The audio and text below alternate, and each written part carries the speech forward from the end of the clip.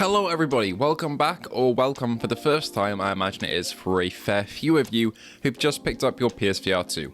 The reports say that PSVR2 has jumped over 2,000% in sales in one day, with some retailers saying they've sold more headsets in one day than they have over the last year of the headset being out, which is fantastic. It means a load of you are getting into PSVR2 for the first time, are wondering what tips they need to know for the headset, what games they want to pick up, what accessories they want to pick up, and maybe, just maybe, how do I connect this thing to a PC? How do I know I can run it?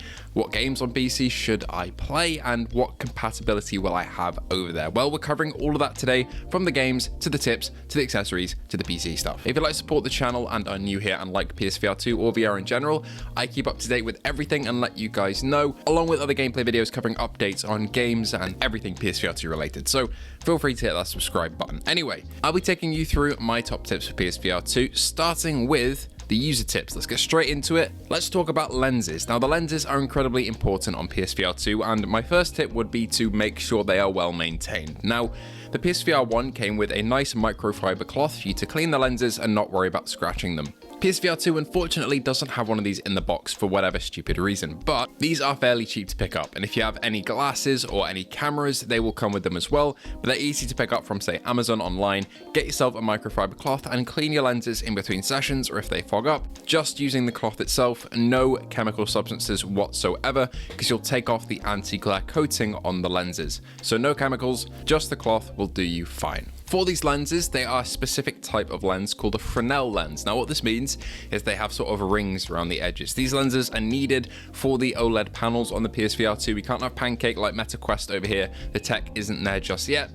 But this does mean that fresnel lenses can be a little blurry unless you get what's called the sweet spot. The sweet spot is a little circle in the middle where everything is crystal clear. You won't get quite edge-to-edge clarity like you do with the pancake lens on, say, the Vision Pro or Quest 3, but the gap really isn't too big, to be honest, between those two types of lenses.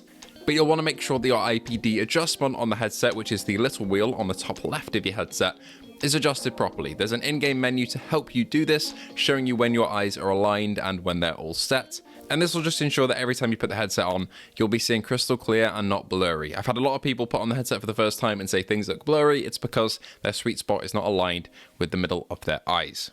The best way to do this and ensure that it's in the right position is by using the back headband as the main adjustment point. I found that ensuring the back headband is in the correct place on your head will lead to the headset and the lenses being aligned perfectly more than fiddling about with the front. The back has the adjustment ring to tighten the headset as well, so just grab onto that, give it a little move around and see if the lenses get any clearer for you. You should end up with a very sharp image.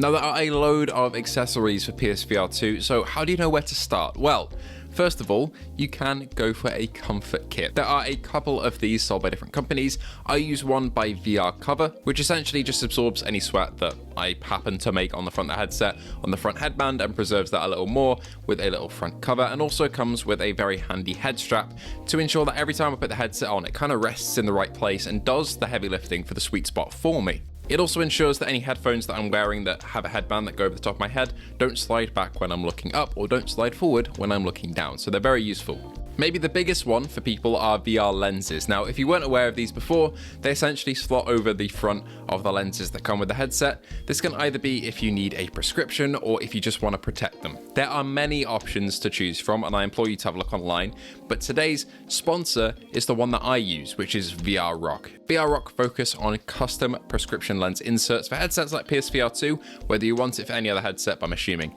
since you're here, you'll want it for PSVR2. They come with all the prescription options you could ever need, and also if you don't have a prescription like me, you can ask for a blue light and anti-glare filter option, meaning that when you put these on, they'll still look great, but they'll mean that your lenses won't scratch, because it's a lot easier to spend, 30 or 50 quid on a pair of new lenses rather than 500 on a new headset. They have magnetic versions as well, meaning that if you have multiple users with different prescriptions, you can pop in and pop out the lenses very easily. I personally, though, use the non-magnetic lenses because they have a little cutout around the inside of the lens, meaning that your lens is still protected, but there isn't a piece of plastic jutting into your nose if you have a narrow IPD like I do. Overall, I'm really happy with mine. I've been using them for over a year. They keep my lenses protected and give me a nice peace of mind when I'm using it, because I know they're not going to scratch.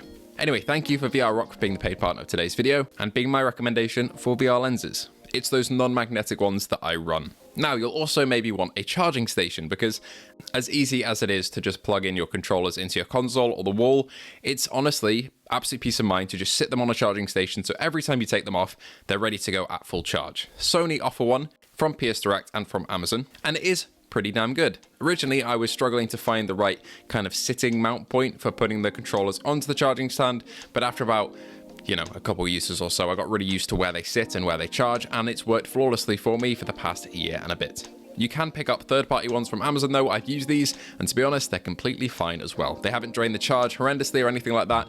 They haven't melted or anything scary, and to be honest, any option, as long as it has good reviews, I'd be happy with recommending, so take a look around. You also might want to get into the world of over-ear headphones instead of the earbuds that the PSVR2 comes with. The earbuds, don't get me wrong, are actually pretty good, and the headset has a nifty storage system where you can actually put them into the side of the headset and store them there for later use, which is awesome. You don't have to worry about them if you want to, say, speak to someone in the real world. But over-ear headphones will offer you a great level of immersion with a lot more of a spatial surround sound. Your soundstage will be much wider, your immersion will be greater. I used the Sony Pulse headset. For me, its price was a little steep when it came out. I managed to get one secondhand, basically unused, for about half price. They fit wonderfully on the PSVR2, they're clearly designed to work in tandem. The microphone isn't great, but if you use a really small aux cable, you can plug in the headphones into the headset and then use the headset's microphone instead of the microphone on the Pulse, which again isn't great since it's over Bluetooth. If you do pick these up, I would also recommend looking into some spare ear cups for them because they do tend to kind of flake away. I've got some third-party ones and they're a lot more comfortable. They make their headphones a little heavier, but they are much better and haven't flaked on me at all. Moving on from accessories, there are a couple of things in the settings you might want to have a look at. If you're struggling with tracking a little bit, it's honestly not that common of a thing because the tracking is pretty solid on PSVR2, but if you're running into any tracking issues in terms of the headset not knowing where you are in the room, you can head over to your social screen options in the settings of your PS5 and turn on a border around the edge of the screen, essentially. This will fill up a little bit of the screen, showing some symbols that make it easier for the headset to track. So if you're struggling with that, have a look for that setting in the menus. There's also a couple of options if you want to use the headset as a flat screen. Maybe you want to watch a movie or you want to play a flat screen game. You want to sit there and enjoy Helldivers on a massive screen. You're not going to be offered as many options as, say, an Apple Vision Pro or a Meta Quest in terms of being sat in an auditorium or a cinema environment or anything like that. You are just kind of sat there in the void looking at this big screen, but the quality is still pretty damn good. So if you'd like to do that, there are a couple of options you can adjust in terms of the screen size. I think I go for the second one from the biggest so that you can still get that like edge-to-edge clarity and see the whole thing, but it is still a large screen. I would recommend trying it out, have a look at your favorite flat screen games, see how they look on the OLED panels, because they do look pretty stunning. Penultimately, let's talk about some games. If you want AAA stuff that's going to blow you away, Gran Turismo 7 is a must recommend from me. It's fantastic. Both Resident Evil 4 and 8 are just amazing playthrough experiences. I absolutely love them. That being said, the DLC for both are not VR compatible, so just the main game, but both are so worth playing. Even if you're not a horror fan, I don't see myself as a massive horror fan, I still love these two. They're up there as my games of the year. Resi 4 won my game of the year last year for VR. Horizon Call the Mountain as well is, the flagship one. There's a demo on the store for free if you don't want to spend, the 60, 70 pounds or whatever immediately and you want to see if you like it or not. Yeah, the demo is on the store for you to try out. As for kind of AA games, No Man's Sky is fully playable in VR. If you want a space game, that's the one you want to go for. And the devs have just confirmed that they will still work on the PSVR2 version going forward to optimize it. Hello Games' next game, Light No Fire, will also probably have VR support, I'm not going to lie, so it's a good thing to get started with No Man's Sky to see if you like that sort of game. Switchback VR is also a great horror experience if you want to show the headset off to people.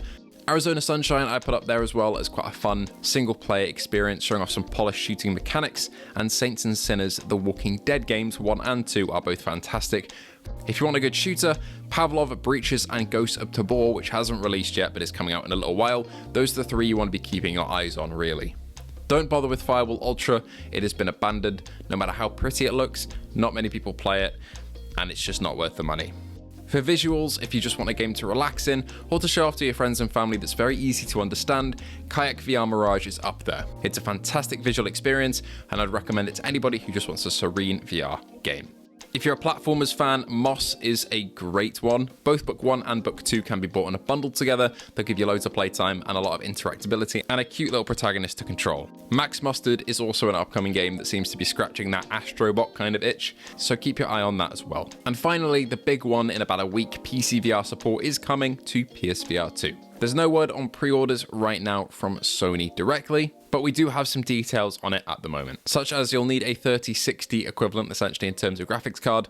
And with the adapter, you can access all things SteamVR. So any SteamVR games like Half-Life Alyx, Blade and Sorcery, BeamNG VR, and also if you want to run a VR game through an external software, say like you download the Attack on Titan fan game that is just its own software, its own app. If you open SteamVR, you can run it through SteamVR. So you're not just limited to SteamVR games. You shouldn't be, I think. It should be able to run games through SteamVR like F1 23 or 24 VR as well. So if you open up the EA app and then boot up F1 23, 24 VR, I think that should be able to work all right. Same with 360 videos. All these options will be open to you, so take a look.